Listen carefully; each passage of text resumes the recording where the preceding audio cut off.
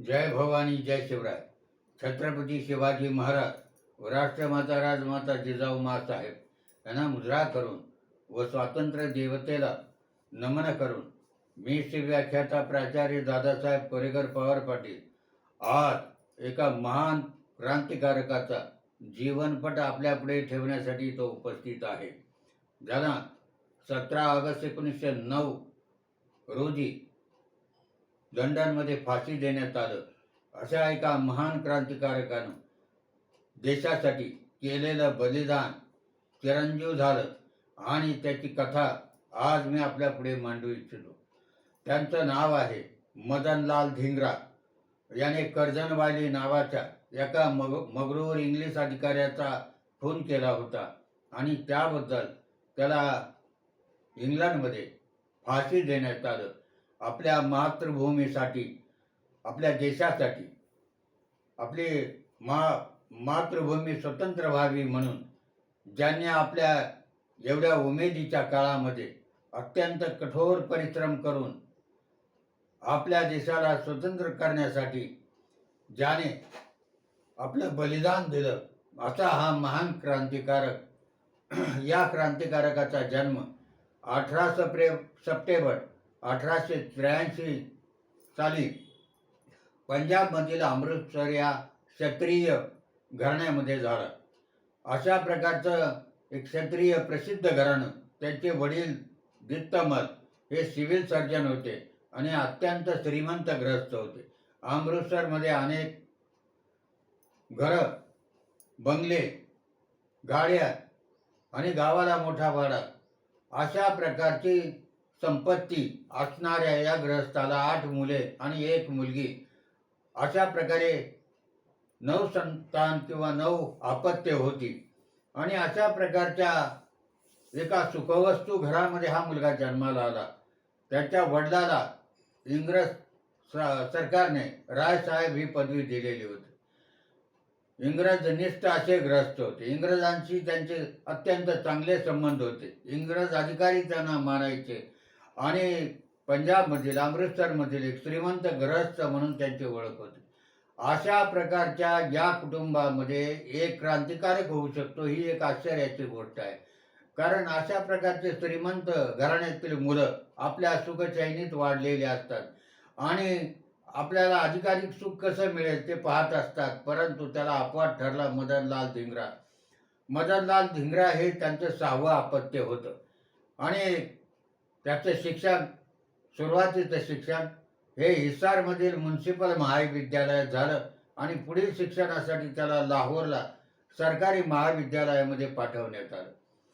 अत्यंत हुशार असलेला हा मुलगा, परंतु आजूबाजूचं वातावरण पाहिल्यानंतर त्याचं मन बेचैन व्हायचं. इंग्रजांचं राज्य होतं, दडपशाही चालू होती. अनेक क्रांतिकारक इंग्रजाच्या विरुद्ध लढत होते, गोळीला बळी पडत होते, इंग्रज अधिकाऱ्यांना मारत होते. अशा प्रकारचं वातावरण देशामध्ये पाहिल्यानंतर त्याला कॉलेजमध्ये शिक्षण घेताना त्याचं मन बेचैन व्हायचं ना, पण देशासाठी काहीतरी केलं पाहिजे अशी उमेद त्याच्या मनामध्ये निर्माण व्हायची. लाहोरला शिक्षण घेत असताना त्यावेळेचे लाला लजपतराय, पंजाब केसरी म्हणतात, कारण त्यावेळेला जे वातावरण ढवळून काढलेलं होतं ते लोकमान्य टिळक, लाला लजपतराय आणि बिपिनचंद्र पाल, लाल बाल पाल म्हणून हे तिघजण प्रसिद्ध होते. इंग्रजाविरुद्ध गरळ ओकत होते. इंग्रजाच्या अत्याचाराविरुद्ध ते आवाज उठवित होते आणि अशा वेळेला याला प्रेरणा मिळाली ती लाहोरमध्ये शिक्षण घेत असताना लाला लजपतराय व सरदार अजित सिंह यांनी एक पगडी संभाला दत्ता नावाची एक संघटना स्थापन केलेली होती आणि या संघटना ही इंग्रजाच्या विरुद्ध आंदोलन करत होती. त्यामध्ये हा सामील झाला आणि आपणही त्यांच्या पावलावर पाऊल ठेवून देशासाठी काहीतरी करावं अशी इच्छा त्याच्या मनामध्ये निर्माण झाली आणि ही गोष्ट त्याच्या घरी कळली. अर्थात राजकीय चळवळीत भाग घेतला म्हणून त्याला कॉलेजमधून काढून टाकले आणि ही बातमी त्याच्या वडिलांच्या कानावर गेल्यानंतर वडिलांना चिंता लागली की आपण इंग्रजनिष्ठ आहोत, इंग्रज आपल्याला मान सन्मान देतात आणि आपल्या मुलांनी जर असा काही उद्रेक केला तर आपलं सगळं कुटुंब संकटात पडेल, आपण अडचणीत येऊ. म्हणून त्यांनी त्याला सल्ला दिला की बेटा, तुला शिकायचं नसेल तर आपल्या व्यवसायात लक्ष घाल. तुझे इतर भाऊ जे काही व्यवसाय करतात त्यामध्ये तू सामील हो. पण त्याने त्याला नकार दिला. मी कुठलाही काम करणार नाही. मी घरातल्या कुठल्याही गोष्टीत भाग घेणार नाही. आणि मग वडिलांनी आणि त्याच्या घरच्यांनी त्याच्याशी संबंध तोडून टाकले. तो तिथून बाहेर पडला. एका कारखान्यामध्ये नोकरी त्याला लागली आणि नोकरी लागल्यानंतर काही काळ त्यांनी नोकरी केली. त्याच काळामध्ये वडिलांनी त्याचं लग्न केलं की आपला मुलगा सुधारण्यासाठी त्याचं लग्न करावं. पत्नी अत्यंत सुंदर होती. पुढे त्याला एक मुलगाही झाला, परंतु त्याचं लक्ष काही संसारात रमेना. आणि मग त्यांनी ठरवलं की विलायतेला जायचं, इंग्लंड, अमेरिका वगैरे देशाचा प्रवास करायचा. पण करायचा कसा? तर तो मुंबईला आला आणि मुंबईला आल्यानंतर बोटीवर कामाला लागला. एक इंग्रज अधिकारी त्यांनी पाहिला, जो बोटीवरचे अधिकारी म्हणून काम करत होता. त्याला विनंती केली की मला कामाला घ्या. आणि मग त्याला बोटीमध्ये कोळसा भरण्याचं काम देण्यात आलं. अत्यंत कष्ट तो करत होता, रात्रंदिवस काम करत होता. आणि मग त्यामुळे ह्या बोटी इंग्लंडला जायच्या, विलायतेला जायच्या, इतर देशात जायच्या. त्यामुळे त्याला त्या देशामध्ये जायला मिळालं. आणि देशामध्ये जायला मिळाल्यानंतर पुढं ही बातमी वडिलाच्या कानावर गेल्यानंतर वडिलांनी त्याला विलायतेला शिक्षणासाठी पाठवायचं ठरवलं. त्यांना वाटलं आपल्या मुलाची शिक्षणासाठी परदेशी जाण्याची इच्छा आहे. म्हणून त्यांनी त्याला आणि त्याचे थोरले बंधू यांनी त्याला विलायतेला शिक्षणासाठी पाठवायचं ठरवलं. आणि त्याला सांगितलं की तू विलायतेला शिक्षणासाठी जा, तुझी सगळी सोय कर. त्याला तेच हवं होतं. कारण क्रांतिकारकाची एक गुप्त संघटना अभिनव भारत नावाची स्वातंत्र्यवीर सावरकर यांनी स्थापन केलेली होती. आणि ती इंडिया हाऊस येथे काम करत होती. इंडिया हाऊस नावाची एक मोठी इमारत होती. आणि तिथं गुप्तरित्या सगळे क्रांतिकारक जमायचे. आणि क्रांतीमध्ये काय करायचं, कोणकोणते ब्रिटिश अधिकाऱ्याचे मुर्दे पाडायचे, आपल्या देशाला जर स्वातंत्र्य मिळवायचं असेल तर शांततेच्या मार्गाने जाऊन हा देश कधी स्वतंत्र होणार नाही. म्हणून आपल्याला त्या दृष्टीनेच काम केलं पाहिजे. त्यासाठी बॉम्ब बनवण्याचं ट्रेनिंग सावरकर आणि इतर क्रांतिकारकांनी तिथं घेतलं. आणि त्याचा हळूहळू प्रयोगही त्यांनी करायला सुरुवात केला. त्याचबरोबर पिस्तूल चालवणे, बंदूक चालवणे याचाही सराव सुरू झाला. आणि एके दिवशी फिरत असताना मदनलाल धिंगरा इंडिया हाऊस जवळून चाललेला असताना त्याला माहीत झालं होतं की इथं स्वातंत्र्यवीर सावरकर, विनायक दामोदर सावरकर हे कार्य करत असतात. इंडिया हाऊस म्हणजे भारतीय मुलांचा एक स्वातंत्र्यासाठी झगडणारा क्रांतिकारकाचा अड्डा आहे, एक समूह आहे.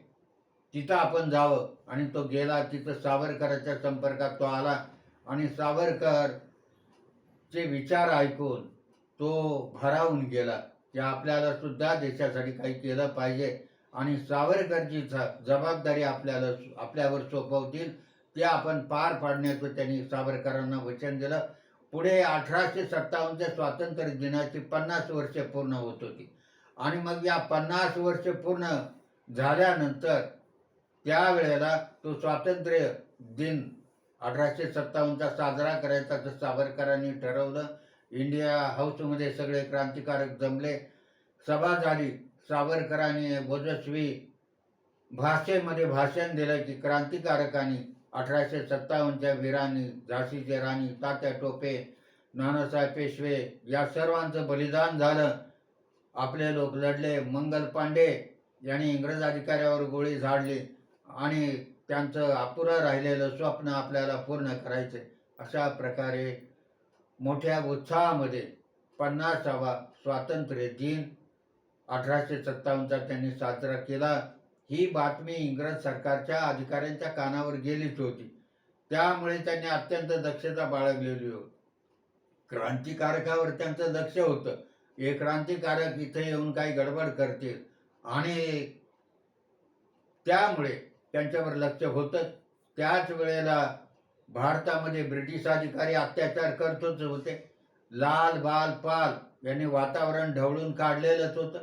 लाल म्हणजे लाला लजपतराय, बाल म्हणजे बिपिनचंद्र पाल, बाळ गंगाधर टिळक आणि बिपिनचंद्र पाल असे तिघजण यांना हिंदी असंतोषाचे जनक म्हणून संबोधलं जायचं. संपूर्ण भारत त्यांनी अशांत करून टाकला होता इंग्रजांच्या विरुद्ध. आणि पुढे सुभाषबाबूंनी या देशासाठी आझाद हिंद फौजेचं नेतृत्व केलं. हा इतिहास आपल्याला माहीत असला पाहिजे. आत्ताच्या मुलांना, आत्ताच्या विद्यार्थ्यांना या देशासाठी कोण लढलं, काय केलं ही माहिती त्यांच्यापर्यंत गेली पाहिजे. तरुणांना ते माहीत झालं पाहिजे. आपलं कर्तव्य आहे की त्यांनी देश स्वतंत्र केला, आपल्याला देश स्वतंत्र राखायचा आहे. पण आपल्या देशाचं वातावरण सगळ्या बाजूनी शत्रुत्व निर्माण झालेलं असं आहे आणि त्यासाठी आपला देश या तरुणांच्या हाती सुरक्षित राहिला पाहिजे. तेव्हा हा आदर्श या क्रांतिकारकाचा आपण घेतला पाहिजे.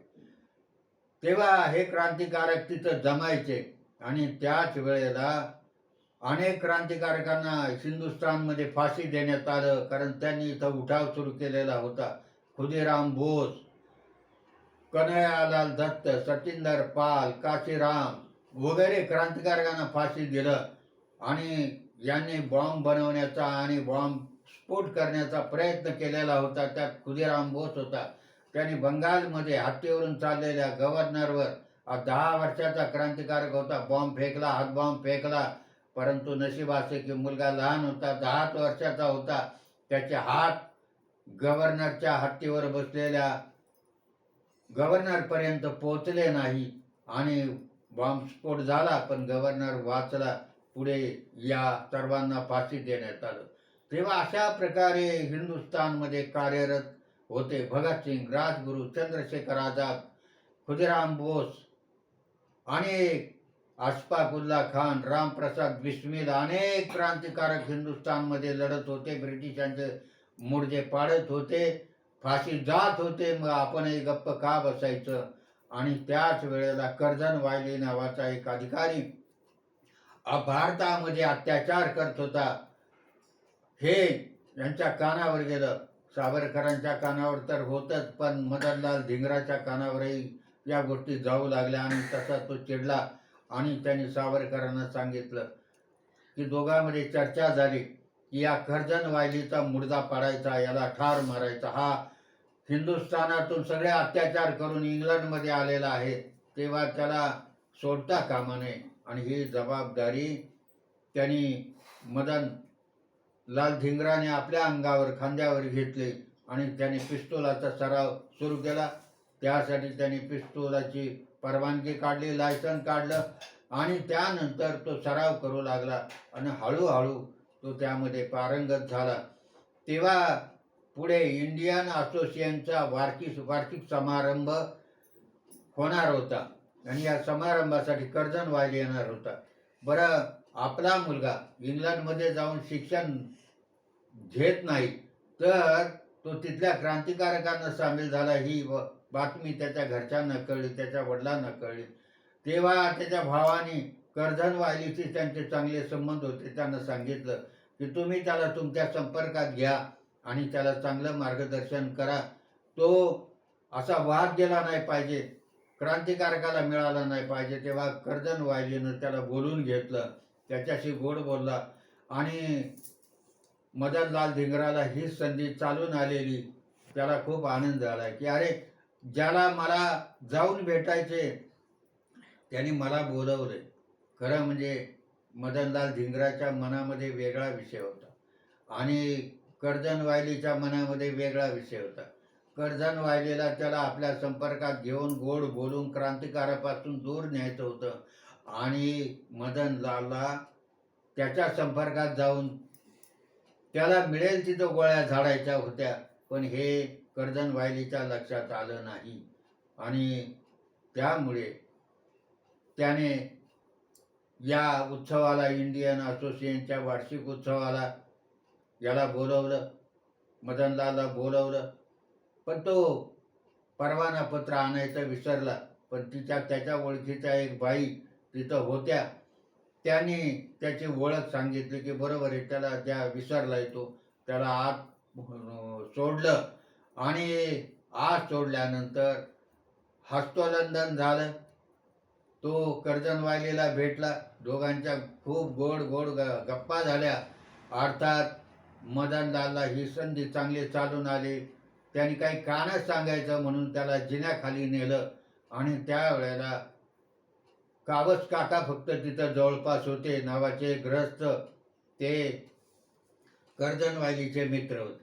अर्थात मदनलालला काही सांगायचे म्हणून तो कानात सांगण्याच्या दृष्टीनं त्यांना जिन्याखाली घेऊन आला आणि कान समोर नेल्यानंतर मदनलालने आपल्या रिव्हॉल्वर काढला, पिस्तूल काढला आणि पहिली गोळी माथ्यावर झाडली, त्याचा डोळा फुटला आणि त्यानंतर गोळ्याचा पाऊस पडला आणि कर्जनवाली ठार झाला. त्यावेळेला लाल काका काबस नावाचा एक हिंदुस्थानी ग्रस्त, जो कर्जनवालीचा मित्र होता, तो धावत आला आणि त्याला पकडण्याचा प्रयत्न केला. दुसरी गोळी कावस काकाला खावी लागली आणि कावस काका ही ठार झाला. त्याच वेळेला पोलीस आले. पोलिसांनी त्याला पकडलं आणि पकडल्यानंतर त्याने शेवटची गोळी स्वतःवर झाडून घेण्याचा प्रयत्न केला, कारण त्याला इंग्रजाच्या हाती लागायचं नव्हतं. पण ती गोळी राहिलेलीच नव्हती. त्याच्यातून फक्त आवाज आला, कारण गोळ्या शिल्लक नव्हत्या. आणि अशा प्रकारे त्याला पकडलं.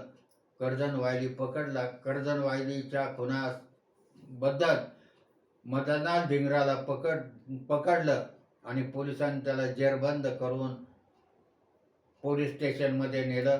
पुढे 17 ऑगस्ट 1909 साली त्याला फाशी झाली. 23 जुलै 1909 साली त्याला न्यायाधीशाच्या पुढे उभं केलं. लॉर्ड चीफ जार्टेस या न्यायाधीशाच्या पुढे खटला चालला आणि 2 लोकांचा खून केला म्हणून त्याच्यावर आरोप ठेवला, कर्जनवाली आणि लाल काका काबस. परंतु त्यांनी नकार दिला की माझ्यावर हत्याचा आरोप ठेवण्यात काही अर्थ नाही.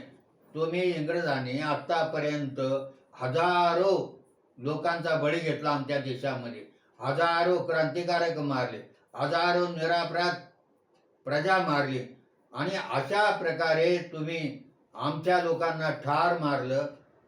त्याचा तुमच्यावर कुठलाही खटला चालू राहत नाही, तुमच्या लोकांवर, तुमच्या अधिकाऱ्यावर. आणि मी एक अधिकाऱ्याला मारलं तर मला तुम्ही दोषी ठरवता. अर्थात सरकार तुमचं आहे, तुम्हाला जे काय करायचे ते करा, पण मी माझ्या मातृभूमीसाठी या दोघांना ठार मारलं, हा तुमचा जर आरोप असेल तर मला मान्य आहे. त्याला विनंती केली की तुला काही वकील वगैरे पाहिजे का? म्हटलं मला वकील वगैरे काही नको, तुम्हाला काय करायचे ते करा. आणि अशा प्रकारे मदनलाल धिंगराला आजच्या दिवशी 17 ऑगस्ट 1909 साली लंडनमध्ये फाशी देण्यात आलं. आणि फाशी दिल्यानंतर पेंटन व्हिले कारागृहाच्या आवारामध्ये त्याला शवपेटीत घालून त्याचं दफन करण्यात आलं. अर्थात एवढ्यावर इतिहास थांबला नाही.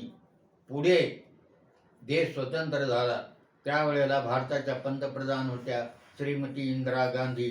त्याचा पुतण्या आणि अमृतसरमधील लोकांनी भारत सरकारला विनंती केली की मदनलाल धिंगरा 1909 साली फाशी दिलं आणि त्याची शवपेटी कारागृहाच्या आवारात तिथं लंडनमध्ये पुरलेली आहे, ती परत आणावी, आम्हाला त्याचा अंत्यसंस्कार करायचा आहे.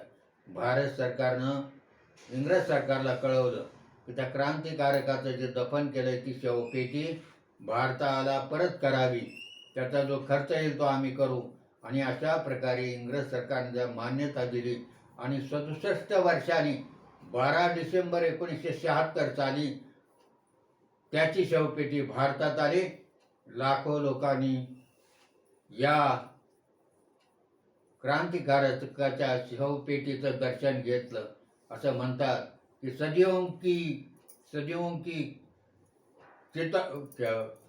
शहीदों की चिताओं पर लगेंगे हर बरस मेले, वतन पर मरने वालों का यही बाकी निशा है, यही बाकी निशा है.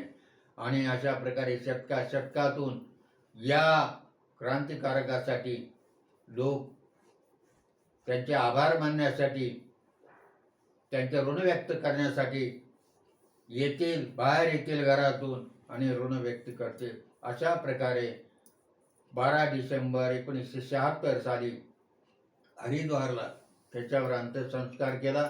स्वतः इंदिरा गांधी तिथे येऊन त्यांनी त्याच्या शवपेटीचं दर्शन घेतलं आणि त्या प्रकारे त्याच्या शरीराला हिंदू धर्म पद्धतीप्रमाणे अग्नी देण्यात आला. त्यांनी शेवटची इच्छा व्यक्त केली होती की माझ्या चितेला माझ्या शेवटी अंत्यसंस्कार करताना हिंदू धर्म पद्धतीप्रमाणे करावा.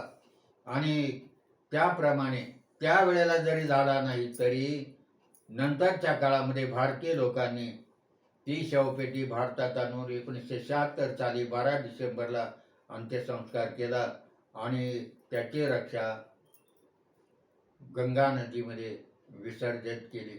अशा या महान क्रांतिकारकाला त्याच्या